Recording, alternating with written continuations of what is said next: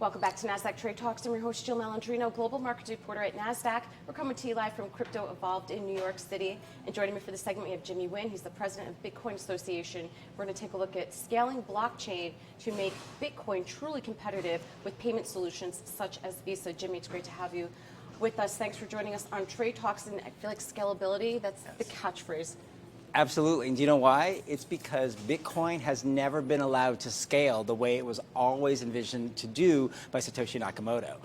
That's because on what people think is the Bitcoin chain, BTC, Bitcoin Core as I call it now, the block size got restricted to 1 megabyte, which makes no sense if you're trying to create an electronic cash system for the world.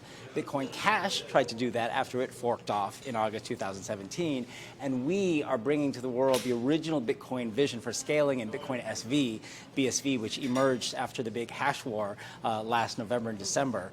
And we have a singular mission: restore the original Bitcoin protocol and allow it to massively scale to solve all the problems BTC was encountering. Unlike BTC, which is at 1 megabyte size blocks, we're already on BSV at 128 megabyte size blocks.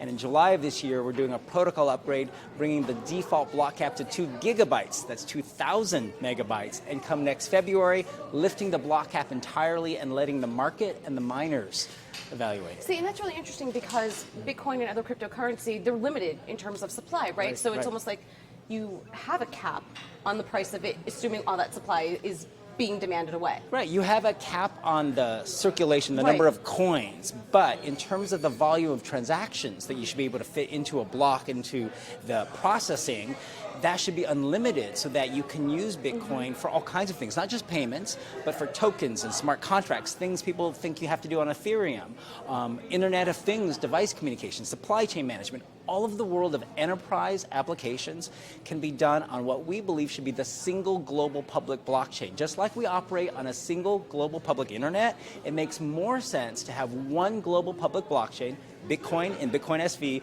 rather than a world of 1,000 blockchains, which makes no sense. Well, because it's so fragmented, which leads to more confusion within the system. But I have to ask you this. Regulatory hurdles always exist within the space. What's your point of view? We are very different than other crypto camps, which are more crypto anarchists who don't like government regulation. The Bitcoin Association and Bitcoin SV is building a regulation-friendly environment. We believe in KYC and AML compliance for wallets and exchanges once the AML monetary thresholds are met, because this is a form of digital asset.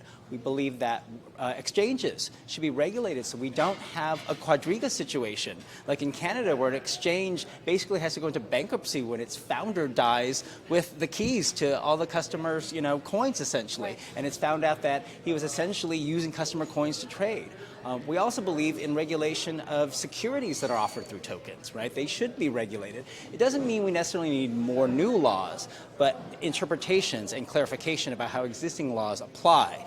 But I also believe that law and regulation, and I'm a former lawyer, so I fully understand this, can actually help grow the industry. So for example, Wyoming, has passed a series of laws to encourage blockchain businesses there, including recognizing that crypto and blockchain businesses have a hard time getting banking. So they've created a new banking classification that says the state authorizes this class of bank to actually bank for blockchain businesses. That's a good thing. Well, let me throw up a rookie question to you. Sure. If you're looking for this regularization, if you're looking to be more centralized, why not just use an existing financial platform that's out there now? That's an excellent question, and it's because why we believe in a truly global public blockchain rather than these private distributed ledger systems like Facebook's Libra, right? Interesting concept, but that's not really a blockchain. The advantage of a global blockchain is that it should be public, auditable, transparent, verifiable. So it means that businesses don't put everything on the blockchain, but you can enable a whole use of things where the public verifiability is important. So for example, verifying weather data on the blockchain for insurance purposes, creating a smart contract for, let's say, travel insurance, where you as a customer might pay for travel insurance and it's based upon whether your flight is late or not, and that can be pulled from publicly verifiable data, such as the FAA.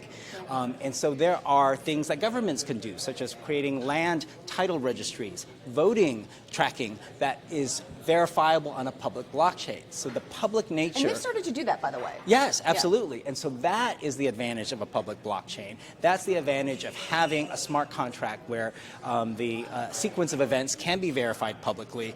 that justifies using a public blockchain. Not everything should be on a public blockchain. For example, one of the things we're doing is we've been talking to some central banks of governments about why they might consider a central bank digital currency on the blockchain. And I've gotten asked that question, well, if we needed to do that, why would we do it on a blockchain?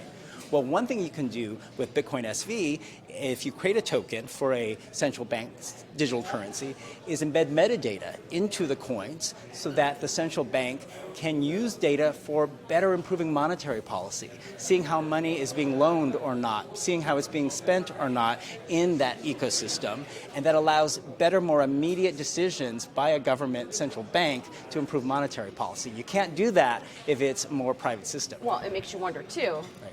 Do they necessarily want that out there True. on a public That's right. blockchain? Yeah. And stops corruption.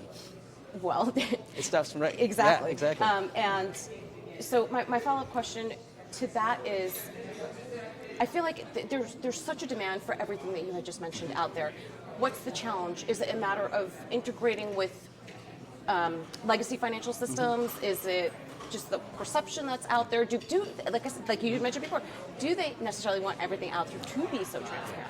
There's been several challenges. The big one is scaling. Big institutions want to only use a platform that can scale to support their big volume. Right. And BTC, the old Bitcoin Core, could not do that, did not want to do that. Ethereum has run into scaling and security issues. Only Bitcoin SV is the project dedicated to a massive scaling, not just bigger blocks, but massive. We believe in a world one day of terabyte-sized blocks, 1 million megabytes, to power billions of transactions to be the world's data ledger. So that's what's necessary. Second, I think traditional financial institutions have been concerned about the reputation of cryptocurrency being, promoting illegal activity, being a big crypto anarchist and anti-establishment. That is because of the early people who sort of took control of Bitcoin. We're totally the opposite of that, and we're trying to promote an enterprise-friendly environment. And finally, it's just a simple matter of how long it takes to create technical solutions. If you're a big financial institution, you may want to experiment with some of these tools and projects, but you don't have to build it all yourself. And so we've needed to unlock the scaling, which we've done on Bitcoin SV, and it's led to this wave of applications and developers coming in to experiment with things. Just this week, the secret developer Unwriter, who's mysterious, rolled out the start of what could be the world's first supercomputer on Bitcoin, because we were able to unlock the secret powers of Bitcoin that were always there but that were restricted by Bitcoin Core. They're back and alive in Bitcoin SV. All right, Jimmy, thanks so much for joining us at Crypto Evolved. And thank you for joining me on Trade Talks. I'm Jill Malantrino, Global Markets Reporter at Nasdaq.